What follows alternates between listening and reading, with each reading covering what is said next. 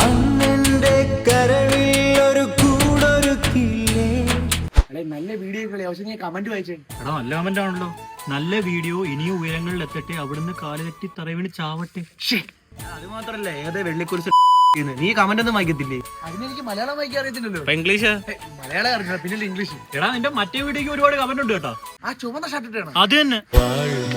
കണ്ണിലെ മാരിവില്ലേ കട്ടെടുക്കാം.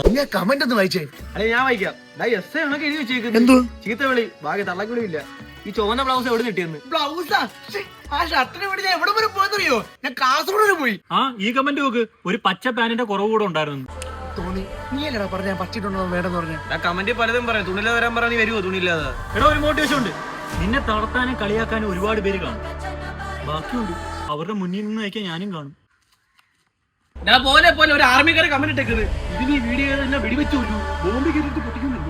എടാ നീ ഇതേ നിർത്തിയിട്ടെ ഡയലോഗുള്ള വീഡിയോ ചെയ്തു വെച്ചിട്ടുണ്ട്, പക്ഷെ പോസ്റ്റ് ചെയ്തില്ല. കാണിച്ചു തരാം. അവിടെ വെച്ചാണ് ഞാൻ രേവതിയെ ആദ്യമായി കണ്ടത്. അവളുടെ ചിത്രങ്ങൾ. എടാ നീ വീഡിയോ എടുത്ത അമ്പലക്കാരും കണ്ട ആ ദേവി ഇപ്പോഴും അവിടെ ഉണ്ട്. അതിറങ്ങി ഓടിയാ. എടാ നിങ്ങൾ ഇങ്ങനെ തുടങ്ങാൻ തുടങ്ങും. ഇതിനി ഫേക്ക് അക്കൗണ്ട് തുടങ്ങുന്നില്ല കമന്റ് ഇടാൻ. എനിക്ക് ഈ മൈൻഡ് വായിക്കാനൊന്നും അറിയത്തില്ല. നീ ഇതിനെ വെറൈറ്റി ആയിട്ട് ക്യാമറ ഓണാക്കും.